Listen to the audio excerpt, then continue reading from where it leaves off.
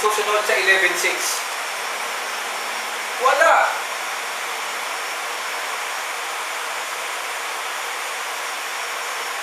Wala. Ikaw, ne, marunong magbasa ng relo? Magbasa ng relo? Di ko marunong. Basahin mo nga mga anong oras na? 11. Ako sa pang university nag-aaral dito. 11, 6, di ba? Oo. Bigyan mo na cellphone. Ay, bigyan natin. Alam mo ba, ne, kung ano mangyayari pag nandun na sa tree yung kamay? Oh, wala. Kahit sino tanong sa amin, wala nakakaalam yan. Pero ang yayabang ng tao, akala mo alam na niya ang lahat.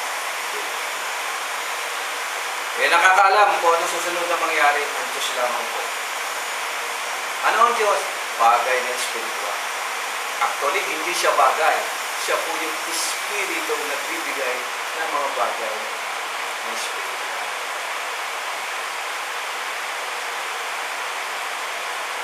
Amen. Doon sa binasa kanina ni Pastor Eden, patungkol doon kay Joseph, yung binabasa niya, wala nakakaalam na kalooban ng Diyos yung nangyari na siya po ay may benta sa Egypto. Wala nakakaalam na magkakaroon pala ng tagutong. Tama po? Kaya na nagkaroon na ng tagutong, ano nangyari? May nauna na pala yung provision nyo, Panginoon Diyos. Kaya nung nagtagutom, hindi nagutom. Hindi mga dapat nagutom. Amen ba ba? Yun ang hiwagang minsan hindi kayang ipaliwanag ng tao. So, kinakailangan nating manampalataya. Ano ang pananampalataya? Kasiguruhan ng mga bagay na hindi mo nakikita at aasahan mo yung mga bagay na darating. Yung mga hindi mo inaasahan minsan eh. Kung ano yung dumating sa iyo, yun, hinihanda na Panginoon Diyos. Amen.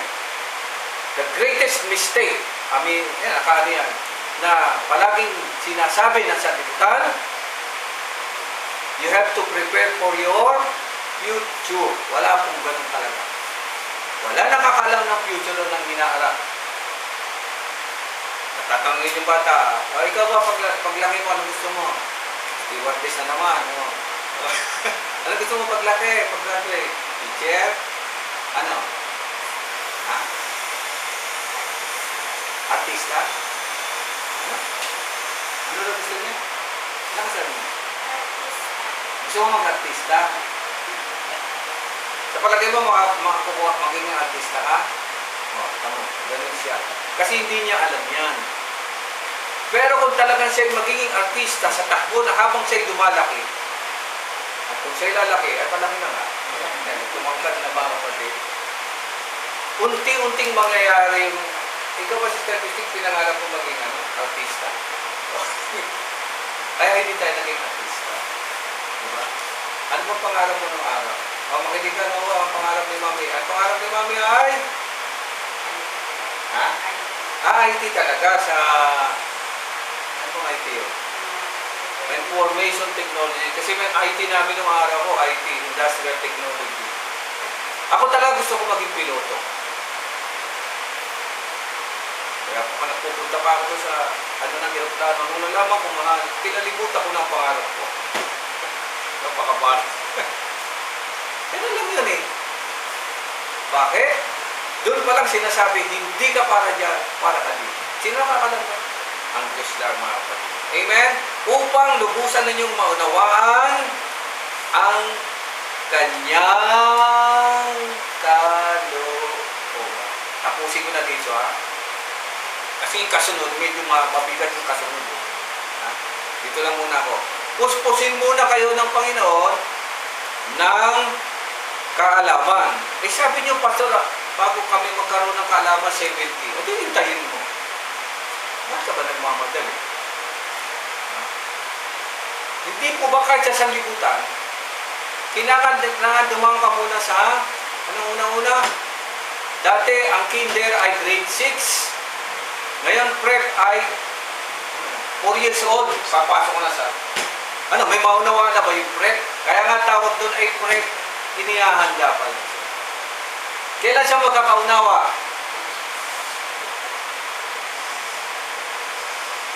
Minsan tinignan ko yung ano po ng Japan. Japan po ano. Sa Japan pala, hanggang grade 3, wala pong ano, assignment. Ano bang grade ka na? Ano? Grade 7 ka na? Ano na pala ito? Sa kanila, hanggang grade 3, walang assignment. Ang gagawin lang nila, sa loob ng school, naglinis. Sila rin naglinis na sila. Tinuturuan sila sa loob ng bahay kasi wala pa silang. Alam na naman ng mga grade 3, ilan daw ng grade 3? 9, ano, kaya 10, gano'n. Alam lang niya kumain. So, tinuruan sila, pagkakain nyo, ayusin niya, matuto kayo magwalis, magbunot, puro paglilinis. Ang katwiran nila, kasi yung batang ganyan, kahit turuan mo ng turuan yan, wala rin masyadong alam. Kasi hindi pa abot ng kanilang isip. Pero pagdating ng grade 4, pataas, yan, may mga assignment yan. Kaya na nila mag-grade. Amen? Sa Pilipinas, minsan 40 anyos na, hindi pa makaintindi. Ang hirap to. Minsan senior na, 16 na, lalong hindi makaintindi. Ang hirap. Abot pa ba na 70? Hindi lalo wala, sabi ko. Ayan. Ang hirap talaga mga kapatid. So, ang ginagawa ko rin sa ngayon, bilang pastor, nakapokus na lang ako dito sa sinasabi ng Biblia na ang pangunawa, unti-unti. Na unti-unti po yan.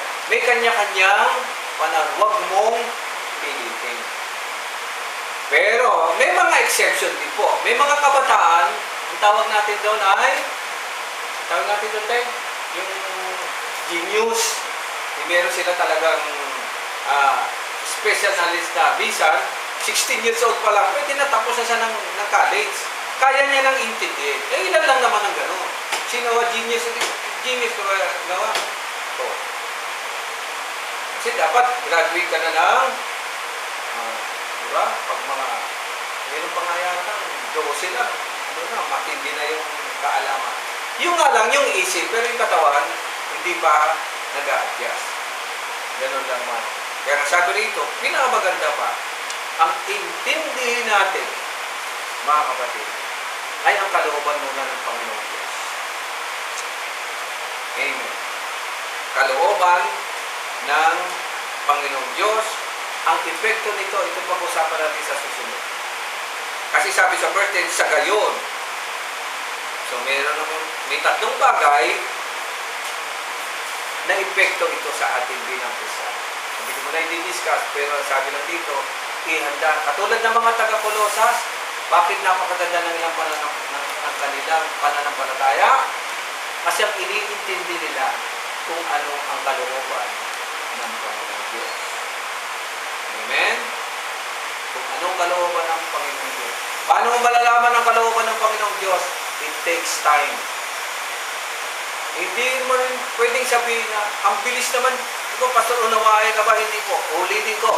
28 years na po ang church ng Colosas. Tagal na. Tayo, 22 years pa lang. Marami pa tayong pupunuin.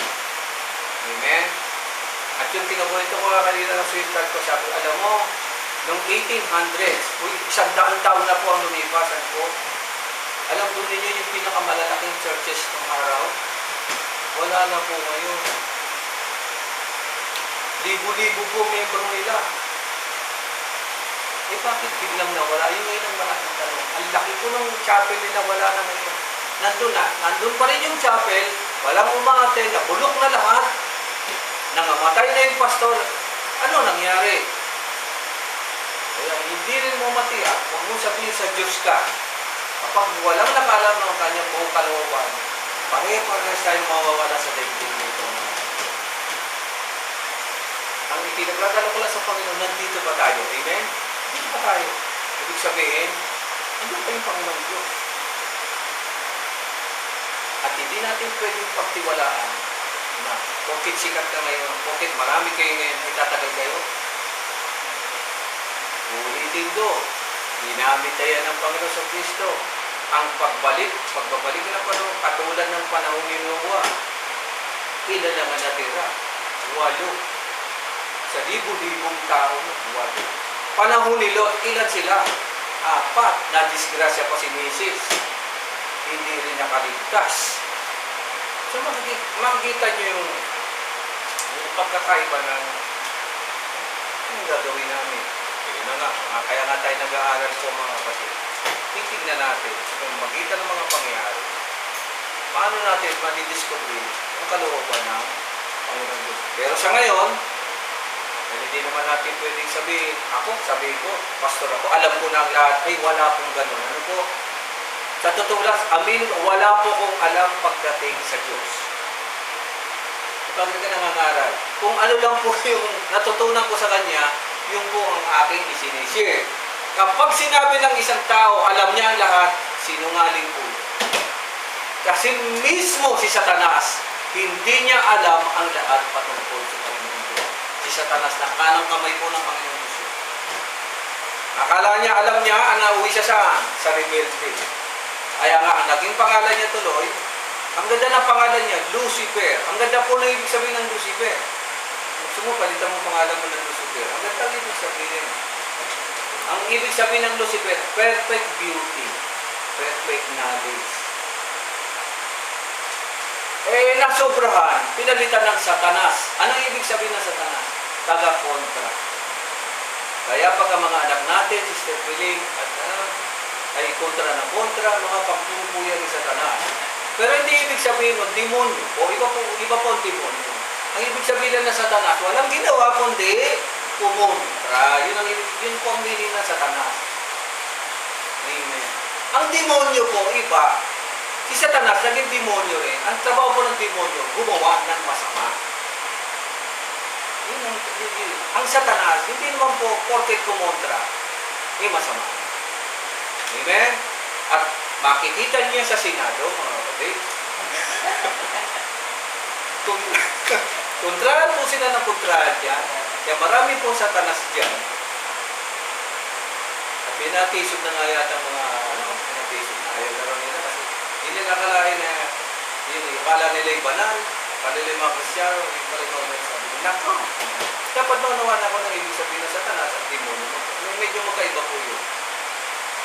Amen?